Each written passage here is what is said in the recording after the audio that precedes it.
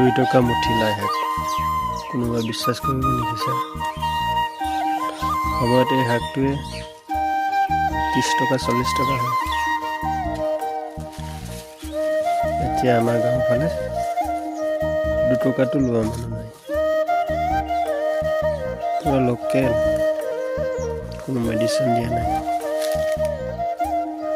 কালিয়ে চিঙা এতিয়াও ভাল হৈ আছে আচ্ছা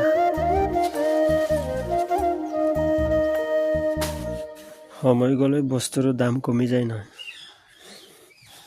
এইটোকে কোৱা হয়